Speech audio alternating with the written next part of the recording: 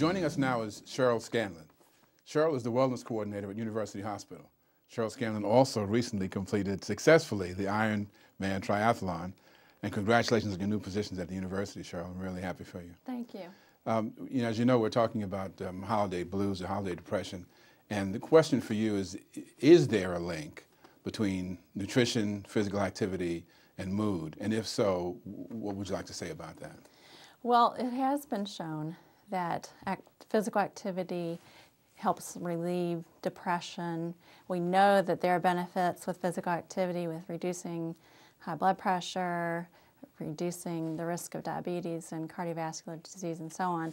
But it also has been linked to helping relieve depression symptoms. It doesn't take away from working with somebody or being on a plan with medicine, but it can help. And then as far as the eating piece, eating healthy, making healthier choices to get all the nutrients into our body also is beneficial in helping our mood.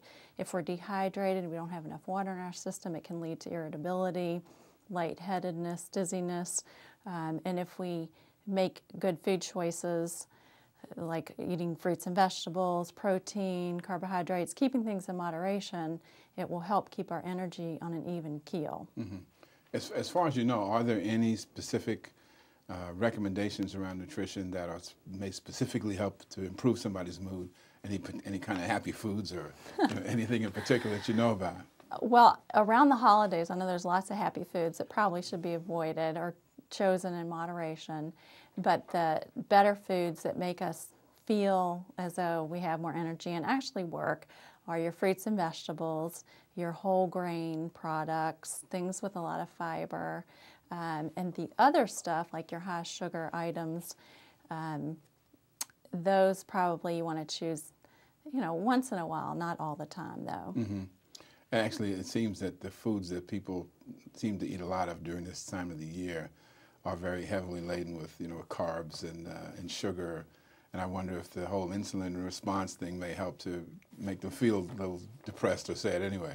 Well, if not while people are eating it, then definitely afterwards, because what will happen is people will tend to eat a little bit more. As we know, we had Halloween, so there's candy. Then you have Thanksgiving. Mm-hmm. Then you have the parties and all the fun through December, and then we have New Year's Day. So there's a lot of opportunities to make choices, and a lot of times the food is more appealing.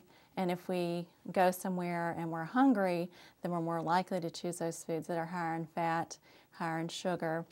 And we may not feel as good the next day. We might feel great while we're eating it, mm-hmm. but the next day our mood will be affected on how we feel. And we may feel more sluggish. There was actually a recent study looking at Zoloft, one of the antidepressants, and comparing a standard dose of Zoloft with 30 minutes of physical activity per day.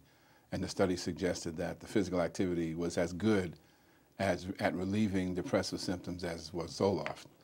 Not saying that people who are on Zoloft should stop medication, but it's something to think about, that there's an opportunity there to do something about it. A very inexpensive way to go. Very inexpensive way to go. Speaking of physical activity, can you suggest any specific types of physical activity that can help to relieve depression? I think it depends upon the individual. What someone likes may not work for someone else. So you really need to look at your schedule, look at what you do in a day, where you can fit some type of activity in. What do you like to do is what you need to ask yourself. Is it dancing? Is it running? Is it swimming? Is it playing with the kids? Is it walking the dog instead of watching the dog walk? Any type of movement. And really, you have to be smart in your choice, that you do something that you know you're going to stick with. And if you get bored easily, then choose a variety of activities. You can go to the local gyms in the area. The Metro Park system is wonderful, and the community centers have wonderful things for people to do. But what do you like to do? That's the big question, is what does each individual like for themselves?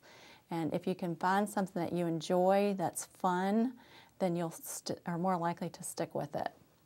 Now, in addition to everything else you do, you're a professional trainer. Could you suggest to the people who are listening, just give them 3 things that no matter what stage they're in terms of their level of physical activity, 3 things they can do to move themselves to the next level, to get started or to expand what they're doing? The first thing I would say is make sure that you have clearance through your physician that you're okay to exercise. And then if you need to work with somebody one-on-one, you've never done any type of program, then I would hire somebody who is a professional, certified, degreed trainer that can assist you getting started on the right foot. You may want to do a fitness assessment to see what your fitness level is before you go out and do 100 push-ups. But there's really a couple of components that we need in every program. One is some type of aerobic activity that's going to raise your heart rate, get the blood moving, make the muscles demand oxygen. And the second would be some type of strength training, especially as we get older. We need more weight-bearing type of activities to help us keep our metabolism increased, to reduce our risk for falls, and to just make our everyday activities easier. The third one would be stretching to increase our flexibility. And there's all kinds of stretching programs you can do. Some people prefer yoga, some people prefer just a variety of stretches they can do at their home. So those three things, some type of aerobic activity like a walking program, swimming, dancing, some type of strength training, and you can use soup cans at home. You don't have to go to a gym. You can buy bands at a store and do different band activities for strength training, or you can do push-ups. You can use your own body weight. And then the third thing again would be the stretching to keep you flexible. So that the triad of strength, endurance, and flexibility Correct. is what makes a significant difference.